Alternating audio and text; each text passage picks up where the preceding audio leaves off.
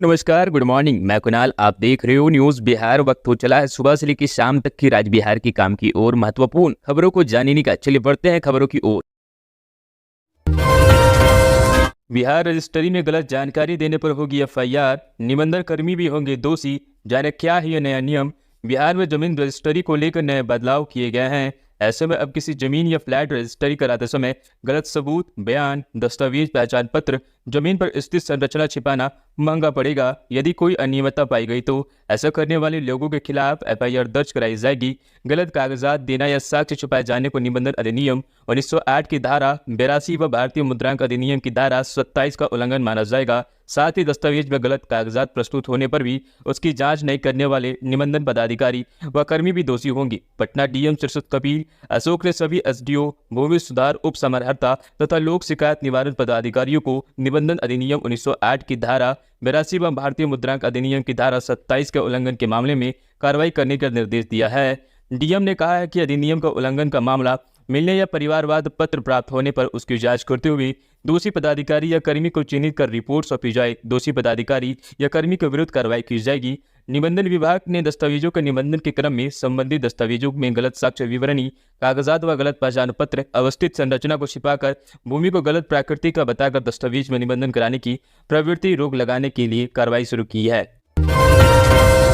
Patna civil court में बड़ा हादसा, ट्रांसफार्मर फटने से 3 वकील झुलसे, एक की मौत। पटना सिविल कोर्ट में बुधवार को अचानक ट्रांसफार्मर फट गया और आग लग गई। आग लगने के बाद ट्रांसफार्मर फट गया। इस हादसे में 2 वकीलों की मौत हो गई, वहीं 2 अन्य वकील बुरी तरह से झुलस गए।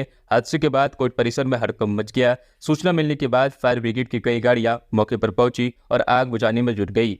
मृतक वकील की पहचान देवेंद्र प्रसाद के रूप में हुई है। बताया गया है कि घटनास्थल पर यह अधिवक्ता देवेंद्र प्रसाद की मौत हो गई। बुरी तरह से झुलस गए 2 अन्य वकीलों के इलाज के लिए पीएमसीएच ले जाया गया, जहां ने एक अधिवक्ता दम तोड़ दिया। हादसे के बाद कोर्ट परिसर में वकीलों ने जमकर हंगामा किया। मौके पर पहुंचे पुलिस के आला अधिकारी प्रदर्शन कर रहे वकीलों को समझाने में जुटे रहे। हंगामा कर रहे वकीलों की मांग है कि मृतक के परिजनों को 20 लाख रुपए की मुआवजा दिए जाए। वकीलों का आरोप है कि बिजली विभाग की लापरवाही से कारण यह हादसा हुआ। बताया गया है कि ट्रांसफार्मर के तेल लीक कर रहा था और उसमें आग लग गई। ट्रांसफार्मर की मॉनिटरिंग यूनिट से फटने का हादसा हुआ।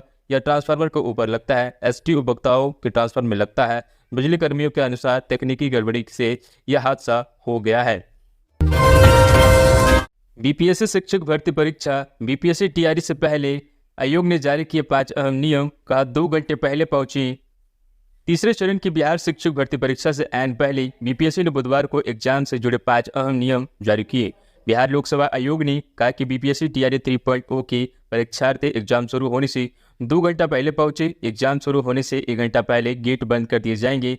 बिहार शिक्षक भर्ती परीक्षा 15 मार्च की 2 पालियों में आयोजित की जाएगी। पहली पाली की परीक्षा 9 बजे से 12 बजे तक होगी, वहीं दूसरी पाली की परीक्षा 2:30 से शाम 5 बजे तक चलेगी। यानी पहले शिफ्ट के अभ्यर्थियों को 8:30 पर और दूसरे शिफ्ट के अभ्यर्थियों को 1:30 तक एंट्री मिलेगी। इस समय से लेट होने वाले परीक्षार्थियों को प्रवेश नहीं मिलेगा।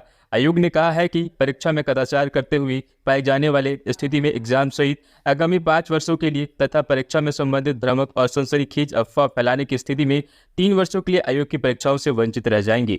बीजेपी को 17, नीतीश कुमार को 16, चिराग पासवान को 5। बिहार में एनडीए में हो गया सीटों का बंटवारा।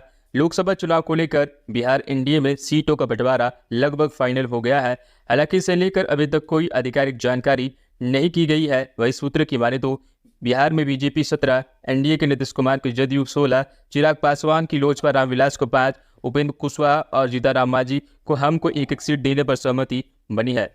सबसे चौंकाने वाली बात जो सूत्रों के हवाले से आ रहा है वह यह है कि चिराग पासवान के चाचा और केंद्रीय मंत्री पशुपति पारस को एक भी सीट नहीं मिली है।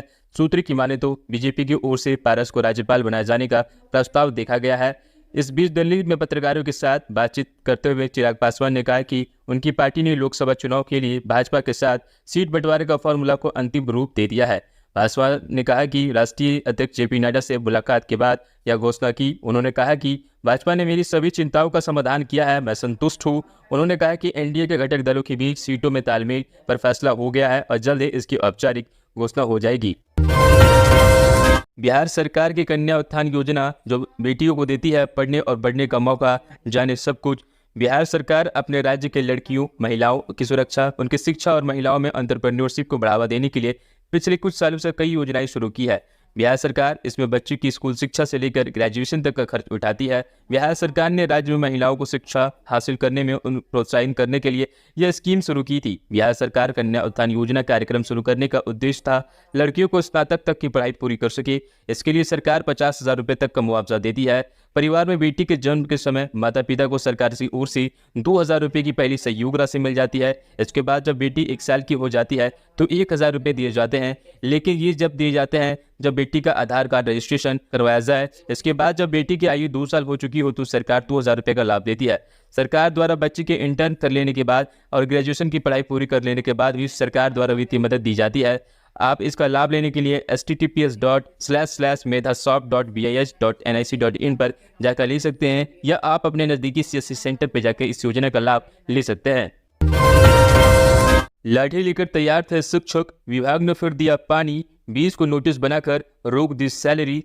शिक्षा विभाग के बदमिजाज और घूसखोर पदाधिकारियों को सबक सिखाने आए लाठी से लैस परिवर्तनकारी प्रारंभिक शिक्षक अब खुद फंस गए हैं। संघ के शिक्षकों को अब शिक्षा विभाग सबक सिखा रहा है। विभाग ने प्रारंभिक शिक्षा संघ की लोगों पर कार्रवाई शुरू कर दी है। लाठी के साथ प्रदर्शन करने वाले संघ के 20 शिक्षकों का वेतन स्थगित कर शो कॉज नोटिस जारी किया है। समय पर संतोषजनक जवाब नहीं देने पर इन शिक्षकों पर केस दर्ज कराया जा सकता है। शिक्षा विभाग ने वीडियो कॉन्फ्रेंसिंग के जरिए आदेश दिया है। उसके बाद स्थानीय जिला शिक्षा पदाधिकारी कार्यालय से इस आशय का पत्र जारी कर दिया है। इसमें कहा गया है, शिक्षा विभाग के अपर मुख्य सचिव ने शिक्षकों को किसी संगठन के बैनर तले अथवा एकल रूप से सरकार के विभाग के विरुद्ध धरना प्रदर्शन करने से पहले ही रोक लगा दी थी। उसके बावजूद 10 मार्च को परिवर्तनकारी प्रारंभिक शिक्षक संघ के बैनर तले शहर के खुदीराम बोस स्मारक स्थल पर शिक्षकों के बीच लाठी बांटी गई। ऐसा करना शिक्षकीय चरित्र, दायित्व और आचरण को बिल्कुल विपरीत है। आप सभी का यह काम है। विभागीय पदाधिकारियों को डराने धमकाने के लिए माना गया है, इसीलिए यह कार्रवाई की जा रही है। बिहार के सरकारी स्कूलों में होली के दिन परीक्षा स्थगित कराने की शिक्षक संघ ने उठाई मांग। बिहार में इस वर्ष 24 व 25 मार्च को होली का त्यौहार मनाया जाएगा, लेकिन 25 मार्च को राज्य के सरकारी स्कूलों में 1 से 8वीं तक की परीक्षा आयोजित की जा रही है, जिस वजह से परेशानी बढ़ गई है। इस संबंध में बिहार राज्य प्राथमिकी संघ के एक प्रतिनिधिमंडल ने शिक्षा मंत्री विजय चौधरी से मुलाकात की है। वह अपनी समस्या को उनके समक्ष रखा। प्रतिनिधिमंडल बिहार राज्य प्रारंभिक शिक्षक संघ के कार्यकारी अध्यक्ष ने कहा कि 25 मार्च को आयोजित वार्षिक परीक्षा की तिथि में बदलाव किया जाए और उस तिथि को होली छुट्टी घोषित कर दिया जाए। गणित की परीक्षा 25 मार्च को होनी है, इस दौरान होली मनाई जा रही है। इससे संघ व शिक्षक परेशान हैं। बच्चे भी होली के दिन परीक्षा होने की वजह से मानसिक दबाव में रहेंगे। अवेसी ने बढ़ाई लालू तेजस्वी की टेंशन। AIM-IM का बिहार की 11 सीटों पर चुनाव लड़ने का ऐलान। अवेसुद्दीन अवेसी की पार्टी AIM-IM ने बिहार की 11 लोकसभा सीटों पर चुनाव लड़ने का ऐलान कर दिया है। इससे लालू एवं तेजस्वी यादव की पार्टी RJD समेत पूरे महागठबंधन की चिंता बढ़ने वाली है। अवेसी की पार्टी बिहार की किशनगंज, अररिया, कटिहार, पूर्णिया समेत अन्य सीटों पर अपने प्रत्याशी उतारेंगी। राज्य के मुस्लिम बहुल्य इलाके में अवेसी का पिछले कुछ सालों में खासा प्रभाव देखने को मिला है। किशनगंज सीट पर AIM-IM के प्रदेश अध्यक्ष एवं विधायक अकरुतुल इमाम प्रत्याशी होंगे। उन्होंने कहा कि AIM-IM ने इंडिया गठबंधन में शामिल होने की कोशिश की, मगर बात नहीं बनी तो निराश होकर अकेले ही चुनाव लड़ने का ऐलान किया है। अवेसी की पार्टी बिहार की जिन 11 सीटों पर अपने प्रत्याशी उतारेंगी, उसमें किशनगंज, अररिया, कटिहार, पूर्णिया, दरभंगा, बक्सर, गया, मुजफ्फरपुर, उजियारपुर, काराकाट और भागलपुर शामिल हैं। किशनगंज से अकरुतुल इमाम चुनाव लड़ेंगे, तो वहीं कटिहार से आदिल हसन को प्रत्याशी बनाया गया है। अन्य सीटों पर भी प्रत्याशी के लगभग नाम तय हो गए हैं। अवेसी की मंजूरी मिलते ही उनके नाम घोषित कर दिए जाएंगे। थाईलैंड की लड़कियों के साथ बोधगया में कांड पर कांड। CCTV में कैद हुई वारदात। थाई कंसल्टेंट का बोधगया DM को लेटर। बोधगया में विदेशी महिला से छिनतई का एक CCTV फुटेज सामने आया है। CCTV में देखा जा रहा है कि एक विदेशी महिला रात में सुनसान जगह से जा रही है, तभी एक अपराधी आता है और विदेशी महिला के पर्स छीनकर भाग जाता है। मामला बोधगया थाना क्षेत्र के वटापा बुद्ध मोनास्ट्री के पास का है। यह वीडियो बीते 7 मार्च को बताया जा रहा है। हालांकि महिला को अगले दिन थाईलैंड के लिए प्रस्थान करना था, इसके लिए उसने पुलिस को घटना की सूचना नहीं दी। वहीं इसके बाद 10 मार्च को भी एक विदेशी महिला के साथ छिनतई का मामला सामने आया। दोनों विदेशी महिला थाईलैंड के रहने वाली बताई जा रही हैं। वहीं इस दोनों मामले को लेकर royal Thai consultant general Kolkata ने गया के DM को त्यागराज राजन SM के पास एक लेटर भेज चिंता जताई है।